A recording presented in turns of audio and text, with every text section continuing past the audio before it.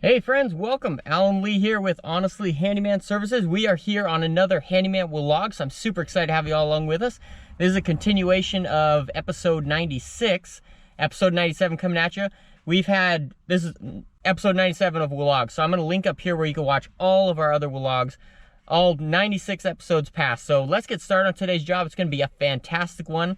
Super excited for you to be here. We're working with Frank. We're going to get started on assembling a gazebo, so let's get to it. Let's do it, guys. We got these are the upright. Where is two more? Two each? No, both. Yeah, two each. No, there's a fourth one over there. Or are they stacked still? Oh, they're stacked still. Yeah, it is optical. I know, I'm like, whoa. Okay, this gazebo that they're having us install, I think this is an 8x8 metal gazebo. It's kind of interesting. This gal was kind of concerned about how much would fit behind her house, and these houses are very interesting. They're super close, super small backyard, so an 8x8 is kind of the most that she could go with. But for this, we went ahead and we estimated 2 guys on this job, mainly because of this gazebo. So the first step for all of that is basically figuring out where everything goes and where all your hardware goes, and reading directions. There's a lot to it when you're doing a gazebo. So with these, when we typically do installations like these, we typically do them hourly, and we do that by looking up the reviews on the particular item that they want us to install. So for instance, we look up this exact gazebo, we see what other people are saying about the gazebo, like in reference of how long it took them to install it.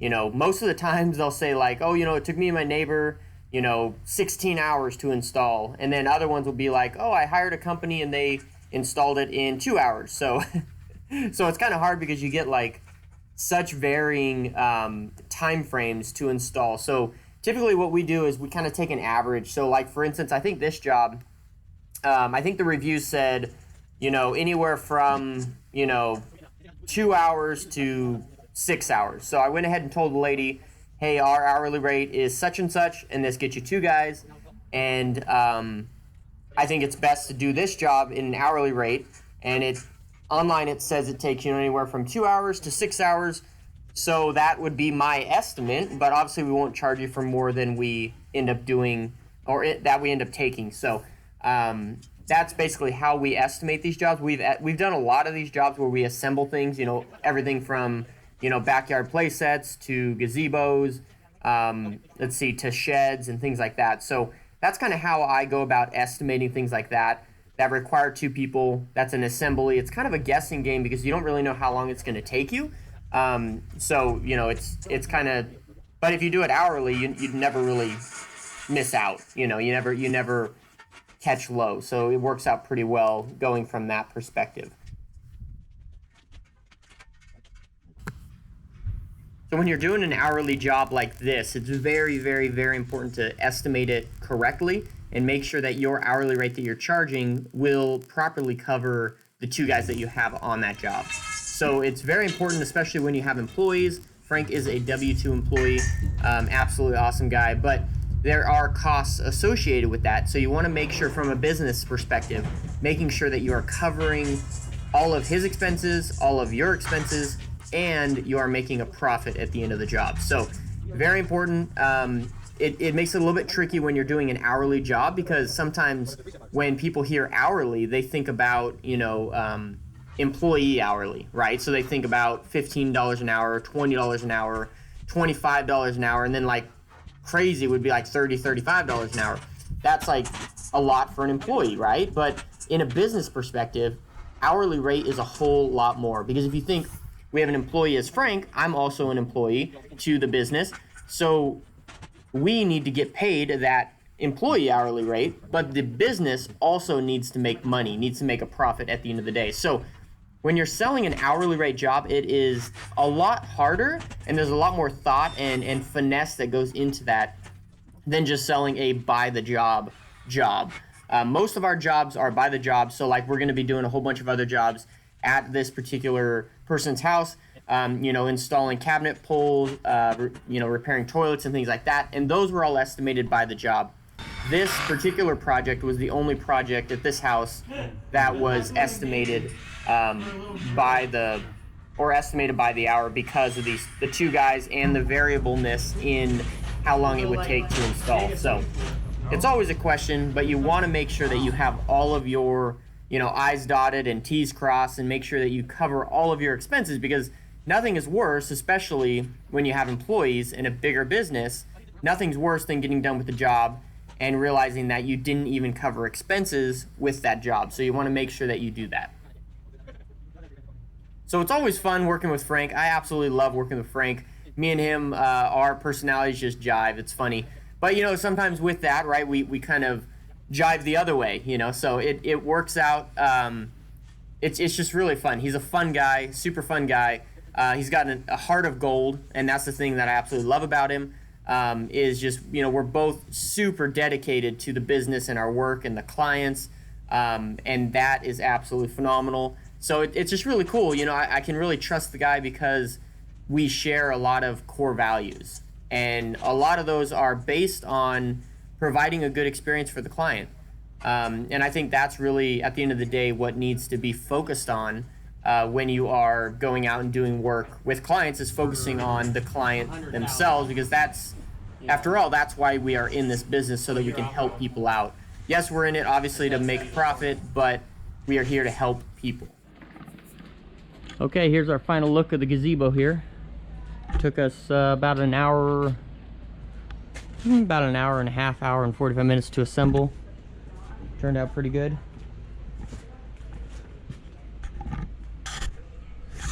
Now we got to move inside. We're going to do some cabinet drawer pulls and some toilet valves, and then the window balancers on 2 windows. So I'm going to get those window balancers out, see if I can match those up while Frank does the cabinet pulls. Okay, so we're going to replace the balancer on this window here. So we're going to get that off, get it matched up. So we pop these guys out like that, and then we just lift it up, and then we get it out.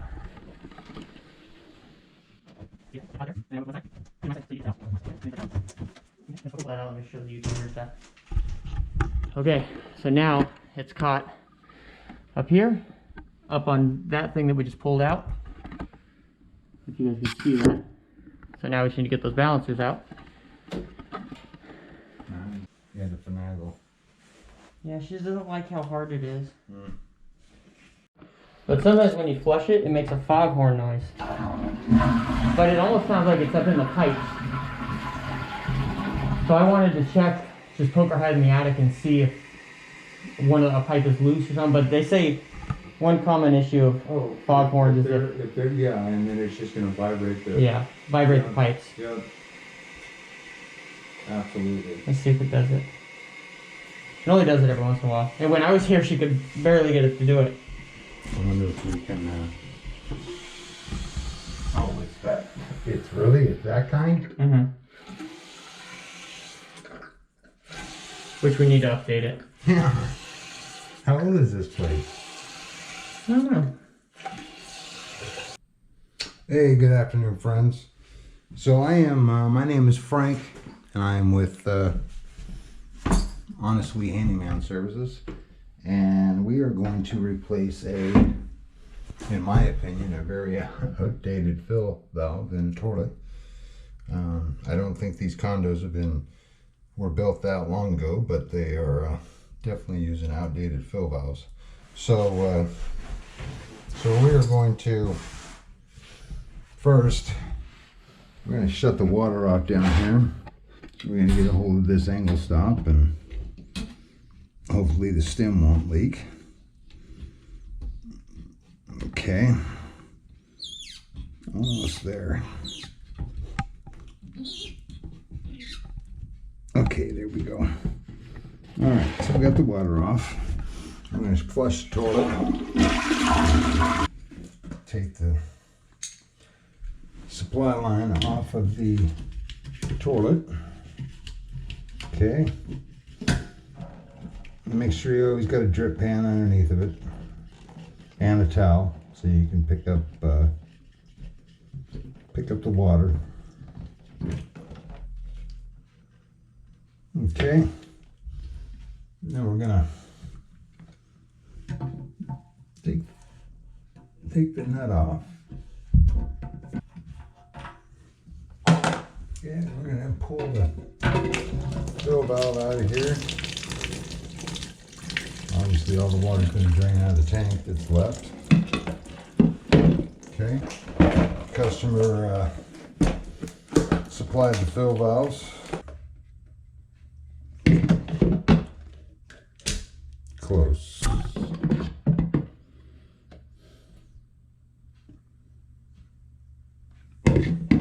I think we're good there. Make sure you don't over tighten these because they're just plastic nuts. They're not designed to really crank on them. I'm going to hook up our water supply line. And again, this is just a hand tight deal. Okay. Then we've got our bowl fill adapter. That's where it connects to right there. Okay. There we go. Okay. I think we'll turn on the water, so you guys watch up here.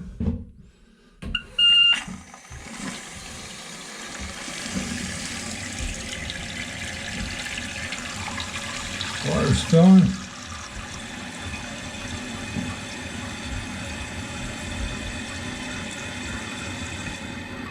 Some of these have a valve right here to where you can adjust how much bowl fill you have compared to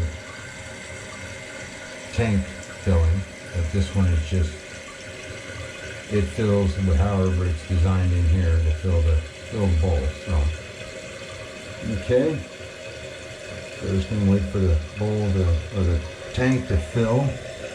Make sure that's all good and the level is good. You're gonna have to adjust that. Yeah, I'm gonna have to adjust that. So you look on here. We're gonna push the float down a little bit. Go ahead and flush it. Wait for it to fill again. This is the float adjustment knob right here. Counterclockwise is lowering the level, clockwise is raising the level. So hopefully I turned it just enough to set the level. Then we're going to lower it just a smidge it more. Let's try it one more time. And we're replacing two of these fill valves in two different bathrooms, so after we get done with this one, we'll move over to the other bathroom. I think we're good. Hey friends, so we're back in this other, the second bathroom, and we're gonna basically do the same thing that we did earlier. So we're gonna take the tank lid off. We're going to shut the angle stop off.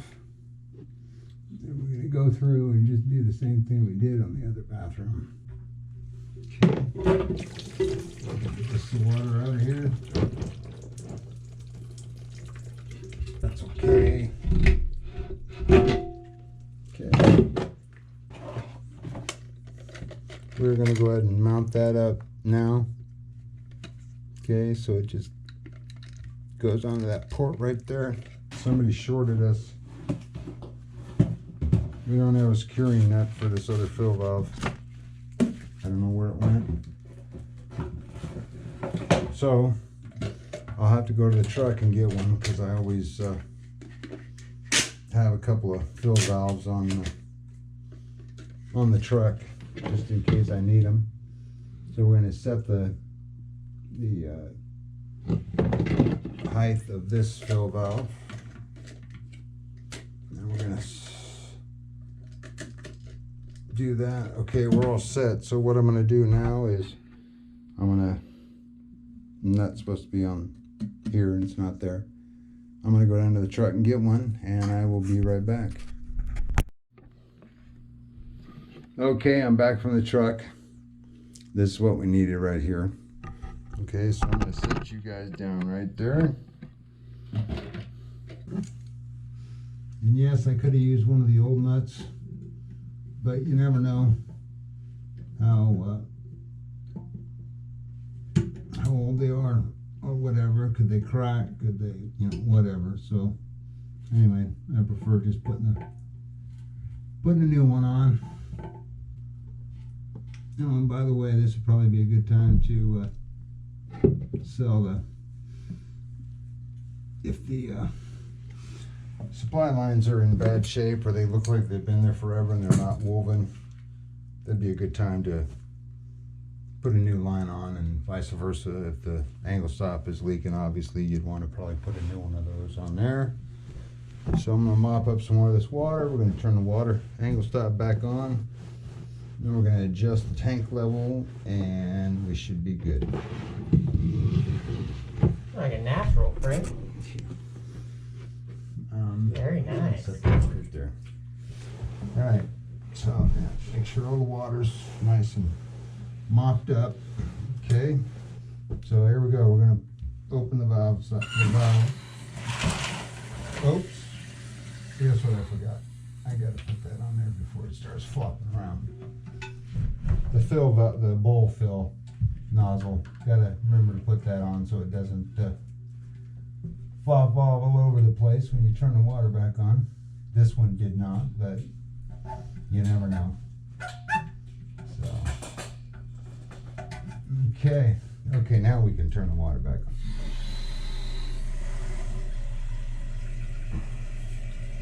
on. Alrighty, so all we're going to do now is we're going to set the tank level, and if that's all good, put the lid on, and we're great.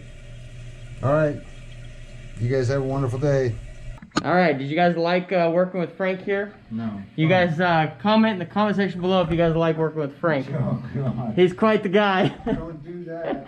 Excellent. I probably don't even know who Frank is. I didn't show my face. Oh, this is Frank. This is Frank merch. Wait a minute. Oh yeah, with the mask. This is with and without. Yeah, there you go. Yeah. Okay, so there's your spokesman, Frank. If you want him to be the new spokesman of the WLOG, you comment. Oh, good. My vote is for him. So I could not find these New Balances, so I lubricated them. I'm going to throw them back in. I'm going to see how they work, and if the client still wants to replace them, then we are going to have to order them. They'll take 5 to 10 days, but we're going to throw these in, lubricated them with some just some blaster silicone lubricant. So we're going to see what's up. Okay, I got the balance back. The balance is back in. Basically, I just hooked it there, rehooked it on my deal, and then now we're gonna put the window back in. Yeah, Frank asked if that was a professional term. It is the deal. Okay, we're gonna get this deal. We're gonna get the deal back in. Oh, the other deal. The other deal. Everything's a deal. Did you show them the nice scenery out yonder? The scenery. Yeah, look at that, ladies and gentlemen. Got some crepe myrtles going on and some other stuff going on. Beautiful. Yeah, it's beautiful. And you even have that view out the bathroom too. It's pretty cool. Okay. So anyway, let's got this back in. see where Alan's at. Oh! Oh, I gotta put my deals back in. Oh. If you don't put the deals back in, the window will come out. The deal won't work right. So the customer's concern was that it went up too hard. Thought it was down too hard. Well, Was it up and down? it was up and down. Okay. But I would say it's better going up now that it's lubricated. Mm-hmm. But we'll see what she says, and if she wants to replace them, we will replace it. Because we are here to serve. Oh, we need those window washers back.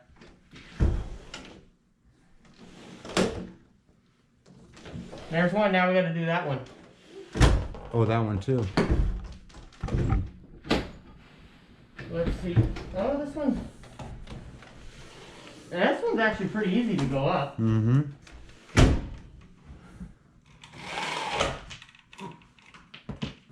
This is an inflatable bed. Yeah, it's an air bed. Oh, wow. It's pretty light. Look at that. Yeah. The double stack. Double like, stack. Yeah, kind of like at McDonald's. Maybe we'll just spray it in there and see what's up. Ooh, you probably won't get the wheels though, but. I know. Well, we're gonna see if Okay. it works its way down there. All right.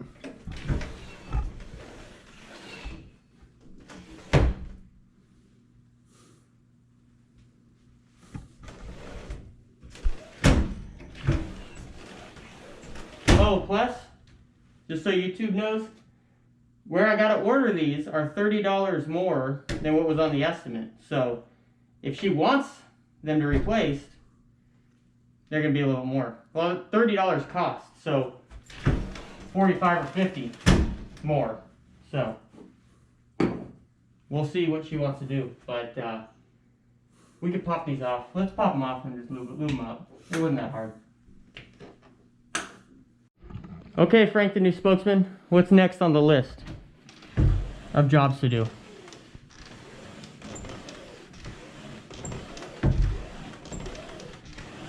Oh, Frank's working out. Please stand by. That don't feel bad to me, but... Well, but it feels super hard compared to this one. Yeah. This one's nice and easy. That's a hair dye, right? Huh? Nice and easy. It's a hair dye. I don't know. I think. Hey, what's next on the list of to-dos here? Yeah, put your mask on.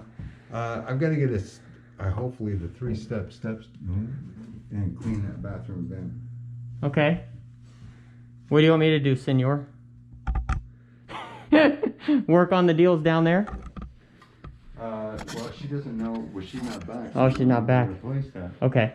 Well, then we'll clean the other vent too. I think I'm gonna get my. If you guys listen closely, you can hear this fluorescent light fixture. You can just hear the ballast.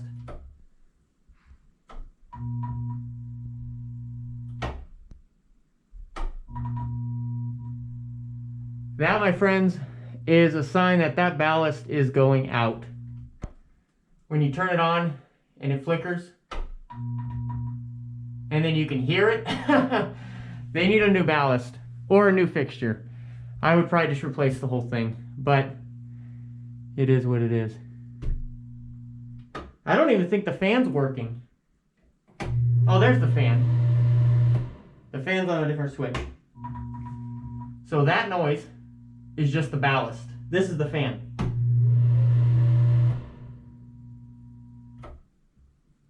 Can you guys hear that?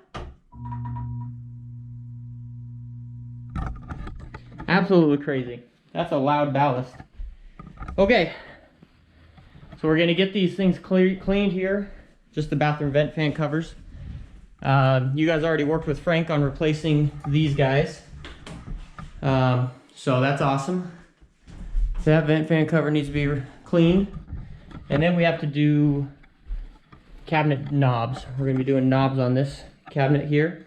And then down in the kitchen. Which we got to wait for the client to return to show us where.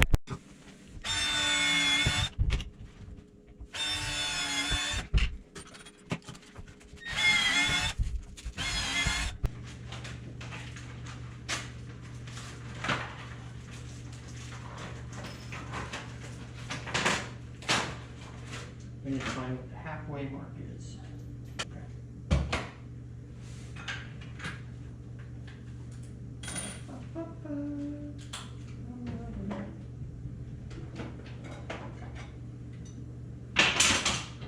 She owns or she has a